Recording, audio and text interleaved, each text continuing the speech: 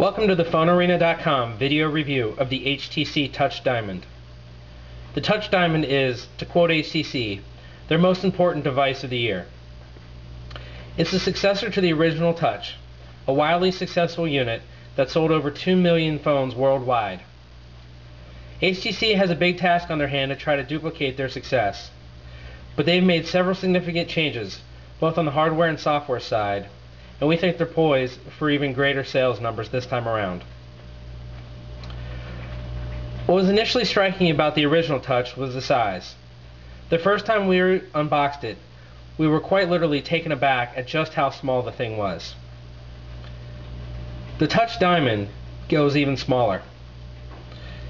It shaves a few millimeters off the overall depth, but the biggest noticeable difference is the narrowness. The device has been narrowed 7 millimeters and feels a lot better in the hand than the original Touch did, which, incidentally, still felt pretty good. Another big factor to this is the weight of the Touch Diamond. The phone is actually framed in stainless steel. You can see it running along the edge of the phone here, and it serves as the ring in the base to the phone. This gives the phone a very nice quality feel to it. The phone is not light at all, as we've seen from some phones, like the View. This is a little heavier, which gives a very reassuring in-hand and in-pocket feel. HTC again has gone very minimal with their design here. As you can see, now and again we're getting the reflection of our camera here, and our lights as well. The phone is extremely shiny, both front and back. While this high gloss design looks spectacular, it also means the phone fingerprints a lot and it's hard to keep clean. For the most part, it's not a big deal. However, when the screen is really dirty, it can become kind of hard to see in direct sunlight. HTC does sell a pouch which says that it cleans the phone as you take it in and out. However, it does not ship with the phone, so we didn't get to test it out. The first thing any user will notice is the large 2.8-inch screen. They upped the resolution to VGA 480 by 640, which makes the phone and screen extremely clear and crisp. It's one of the best phone screens we've ever seen. Below that, there are a few of the physical buttons on the phone. We have home, back, send, end, and the D-pad. Despite the flush finish of most of these buttons, they are actually physical buttons, and you can press them. Around the D-pad you can actually press up, down, left, and right in order to scroll, and the center button presses as well. The flush look makes the phone appear to be heat or touch sensitive, when really it's not. However, HTC does have a few tricks up their sleeve. The center button on the D-pad is actually proximity sensing. As I move my hand here, you can see the lights lit up on the phone. I didn't actually press the button, it just knew that my finger was there. This also comes into play in the autofocus on the camera. As you move your thumb over it, it'll autofocus, and then you actually press the button to take the picture. You can also run your hand or your finger around the D-pad, and it serves as an iPod-esque scroll wheel. It's nowhere near as smooth as Apple's, but it does get the job done. To the side of the phone you'll find two of the only buttons. Here's the volume rocker, and just above it on the top is the power button.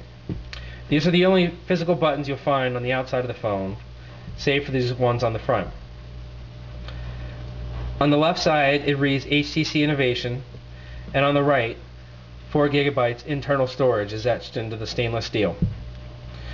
The device does have 4 gigs of internal storage. However, it does not have any expansion. This could be a drawback for some users, but in reality 4 gigs is more than most people are going to use. Like we said, at the top of the phone is the power button. Up there we will also find the single speaker. Though it does have 2 slots, that's actually just a break in the casing, and it's a single speaker, not stereo. At the bottom of the phone we'll find a solitary mini USB port. This multifunction port acts as the charger, the data port, and the headset jack. Of course, the phone also has Bluetooth 2.0 with EDR. and it supports both stereo and mono headsets. The back of the phone is faceted like a diamond. When we first saw that, we weren't extremely crazy about it, but actually seeing it in person, we've grown to like the design. It's a bit more subtle than it looks in pictures, and it really doesn't affect how the phone feels, and in fact, it might feel a little bit better because of it. As you can see, the facet around the diamond has a brushed metal finish. The camera sits in this. As we said, it's an autofocus camera weighing in at 3.2 megapixels. If you slide the battery cover up, the entire back comes off. Here you'll find simply the battery and the SIM slot. Again, with no microSD expansion, there's no slot for the card. Lastly is the stylus, which sits at the bottom and pulls out. It's held in by a magnet, and as you can see, it'll kind of pull itself back up here. We've seen some reviews say that the phone and the stylus feels like it would fall out, but as you can see, it's extremely sturdy, at least in our unit. It's completely reassuring, and we have no indication to think that it would fall out. TouchFLO 3D is HTC's revamped user interface. It's actually a home screen plugin, but it serves to act as a completely different environment for the user. It has nothing in common with the original TouchFLO, except that it's finger friendly. As you can see along the bottom, there are 5 different tabs. There are actually more tabs available, and to navigate these, the user simply touches the bar down at the bottom and begins to scroll across until they find the tab they want. As you can see, the scrolling is extremely smooth, and the transparencies show what tab is what. Here we're on the home screen, which has a large clock, the call history, and upcoming calendar appointments. You can slide up to see more calendar appointments if you had any. The next tab is People. Here we can find visual speed dials that are user definable. Simply flick up and down, and it acts like a flip book. Of course, you can set your own pictures, and you can have many speed dials on the home page. Clicking on All People will bring you to the Windows Mobile Phone Book. This is pretty standard, except that HTC has again added their Random Access Manager on the side. This lets the user slide down so they can see which letter they're going to and quickly get to that area. The next tab we'll see is Messaging, which is our MMS and SMS messages. You get to read the whole message on the screen here, and flicking up will take you through messages. Again, the animation is extremely smooth. If you actually click on the message, it'll take you to reply. Here we'll also see the Windows Mobile 6.1 threaded messaging.